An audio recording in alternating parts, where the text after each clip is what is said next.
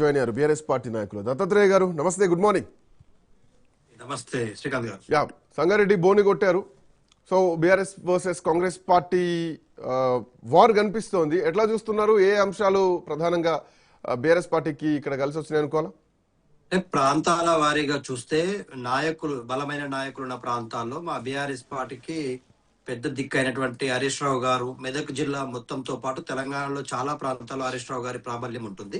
So ఆయన ప్రాతినిధ్యం వహిస్తున్నటువంటి జిల్లా కాబట్టి అక్కడ మొదటి బోని మా పార్టీ గడ్డ పోతారంలో విజయం సాధించిన 14 స్థానాలకు 18 స్థానాలకు గాను విజయం సాధించింది. సో ఆయన ప్రభావం గాని పార్టీ క్యాడర్ గాని అక్కడ బలంగా పనిచేసినట్టుగా అర్థమవుతా ఉంది. దాంతో పాటు తెలంగాణ రాష్ట్రం మొత్తం ఒకసారి మనం పరిశీలిస్తే రాష్ట్ర వ్యాప్తంగా కూడా ఈ పోటీ బీఆర్ఎస్ వర్సెస్ కాంగ్రెస్ మధ్య ఉన్నట్టు స్పష్టమైతా ఉంది. కొన్ని ప్రాంతాల్లో అసలు ఖాతా తెరవని ప్రాంతాల్లో అక్కడక్కడ బీజేపీ గెలిచినటువంటి సందర్భాన్ని మనం చూస్తున్నాం. అంటే ఫలితాలను చూస్తా ఉంటే అట్లా కనిపిస్తా ఉంది. కానీ మొత్తానికైతే కార్పొరేషన్ లో చైర్మన్ సీట్లు కైవసం చేసుకునేది మాత్రం ఐదర్ కాంగ్రెస్ ఆర్ బీఆర్ఎస్ అనేటువంటిది మాత్రం క్లియర్. ఎందుకంటే ఆదిలాబాద్ జిల్లా నుంచి మొదలుకొంటే అల్లంపూర్ వరకు వాళ్ళు ఇవాళ కార్పొరేషన్స్ లో మేము నిజామాబాద్ గెలుస్తున్నాం, కరీంనగర్ గెలుస్తా ఉన్నాం అంటా ఉన్నారు. తినబోయే ముందు రుచులు ఎందుకండి? ఫలితాలు వస్తా ఉన్నాయి.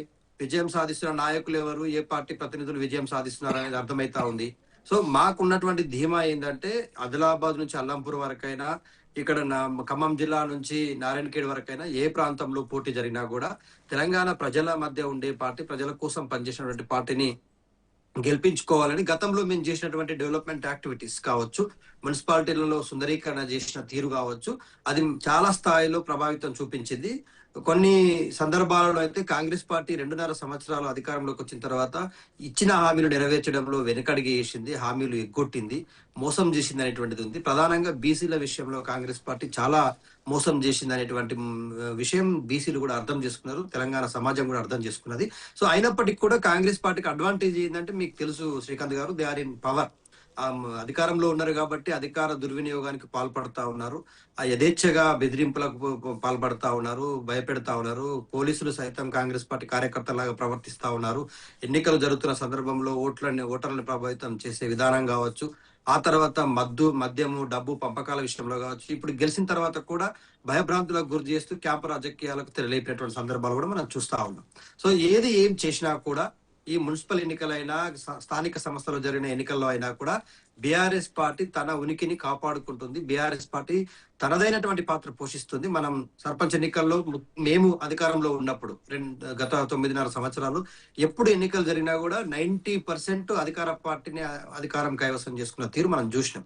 కానీ ఈ దఫా చూస్తుంటే రేవంత్ రెడ్డి గారి నాయకత్వం మీద నమ్మకం లేక చాలా స్థానాల్లో, ఇటు కొన్ని ప్రాంతాల్లోనైతే ఏకగ్రీవమైనటువంటి అభ్యర్థులు కూడా మా అభ్యర్థులని ప్రకటించుకునే పరిస్థితికి కాంగ్రెస్ పార్టీ దిగజారింది.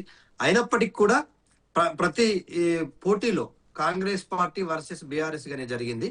సర్పంచ్ ఎన్నికల్లో అది తెల్లమైంది. మున్సిపల్ ఎన్నికల్లో ఇది అర్బన్ బీజేపీ పార్టీ అనేటువంటిది అర్బన్ పార్టీ కాబట్టి అర్బన్ లో ఉన్నటువంటి వాళ్ళు కొంత బీజేపీకి మొగ్గు చూపొచ్చు. కొన్ని ప్రాంతాల్లో, అన్ని ప్రాంతాల్లో అని చెప్పలేము, వాళ్ళకు మేజర్ గా మహబూబ్ నగర్ జిల్లాలో డికే అరుణ గారు ఉన్నారు, ఆ ప్రాంతంలో ఏమైనా ప్రభావం ఉంటే ఉండవచ్చు, మక్తల్లో ఇంకేదో ప్రాంతాల్లో.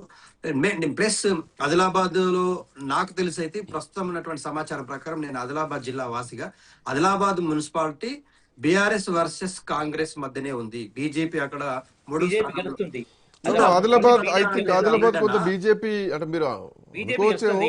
బీజేపీ ఉంది. అయితే బీజేపీ అభ్యర్థుల ప్రకటన విషయంలో ఒక్కొక్క ప్రాంతంలో ఇద్దరిద్దరు అభ్యర్థులు పోటీ పడ్డారు. అక్కడ అభ్యర్థుల కన్ఫర్మేషన్ విషయంలో ఎమ్మెల్యే గారు చేతులు ఎత్తేసారు, ఎంపీ గారు అసలు అందుబాటులో రాకుండా పోయినరు. కాబట్టి అక్కడ ఉన్నటువంటి అభ్యర్థులు మళ్ళీ 20 స్థానాలు బీజేపీకి హైయెస్ట్ ఇచ్చారు. సో ఇప్పుడు మెయిన్ పోటీ అన్నారు. అవునా, నేనేమంటున్నా, ఇప్పుడు కాంగ్రెస్ పార్టీ ఇన్ఛార్జ్ గా ఉన్నటువంటి కంది శ్రీనివాస్ రెడ్డి అక్కడ నుంచి వెళ్ళిపోయి ఇళ్లకు, ఆఫీస్ కు తాళం వేసుకున్నాడు. అభ్యర్థులు ఆయన ఇంటి ముందర దిష్టిబొమ్మగాలు పెట్టిర్రు, ఆయన ఆఫీసుని పగలగొట్టిర్రు. అయినప్పటికీ కూడా కాంగ్రెస్ పార్టీ మళ్ళీ వచ్చి తన పూర్వవైభవాన్ని ప్రదర్శించేటువంటి ప్రయత్నం చేసింది అనేది ఒకటి. మైనార్టీ ఓటు బ్యాంకు విషయంలో కాంగ్రెస్ పార్టీ కొంత కమిటెడ్ గా వర్క్ చేసింది. మాకున్నటువంటి మైనార్టీ ఓటు బ్యాంకు అటు టర్న్ అయింది అనేటువంటిది కొంతమంది అంటా ఉన్నారు. సో ఏది ఏమైనా కూడా ఫలితం విషయానికి వచ్చిన తర్వాత గెలుపోవటంలో అనేటువంటి సహజం, కానీ గెలిచినటువంటి అభ్యర్థులని లొంగ తీసుకోవడంలో, గెలిచిన అభ్యర్థులని భయపెట్టడంలో, ప్రలోభాలకు గురి చేయడంలో కాంగ్రెస్ పార్టీ అధికారంలో ఉంది కాబట్టి ఏమైనా చేస్తుంది.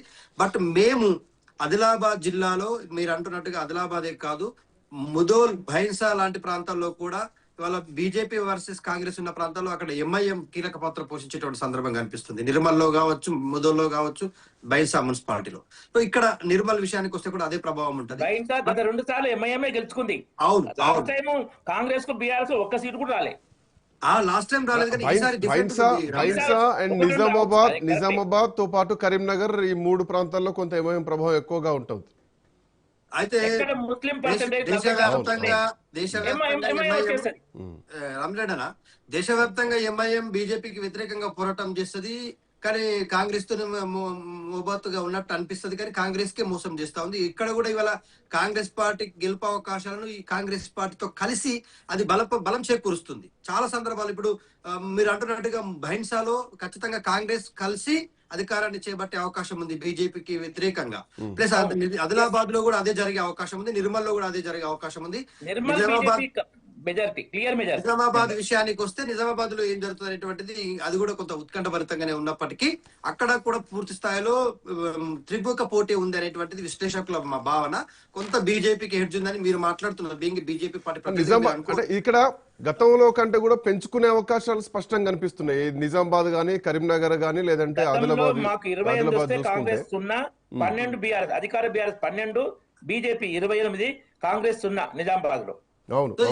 ఎక్కడైనా కూడా ఓవరాల్ గా తీసుకుంటే శ్రీకాంత్ గారు అది కాంగ్రెస్ వర్సెస్ బీఆర్ఎస్ గానే ఉంటది. మొత్తం ఓవరాల్ గా 116 మున్సిపాలిటీలో 2వ స్థానంలో ఉండేది ఎట్టి పరిస్థితుల్లో బీఆర్ఎస్ పార్టీనే. అధికారంలో ఉన్న కాంగ్రెస్ పార్టీ అధికారాన్ని చేజించుకోవచ్చు, కానీ నేనేమంటున్నా అంటే 60 to 70 మధ్య మాలాగా 90%, మేము అధికారంలో ఉన్నప్పుడు 90% మున్సిపాలిటీలో మేమే పాగా వేసినాం. కానీ ఇప్పుడు కాంగ్రెస్ పార్టీ వ్యతిరేకత ఉంది, దానిపైన పూర్తి స్థాయిలో ఇచ్చినటువంటి హామీలు నెరవేర్చడంలో విఫలమైంది. మహిళలకు ఇస్తామన్న డబ్బులు 2500 ఇవ్వడంలో విఫలమైంది. అలాగే నిరుద్యోగులకు నిరాశపరిచింది. వాస్తవానికి సంక్షేమ పథకాలే ఈ డిసైడింగ్ ఫ్యాక్టర్స్ గా మారినాయా? ఓటర్లు ఎటువైపు చూస్తారు?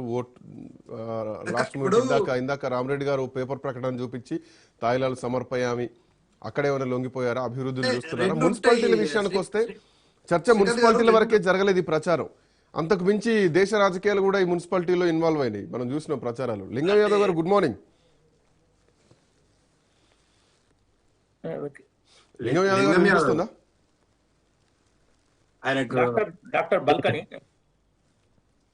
లింగం యాదవ్ గారు వినిపిస్తుందా?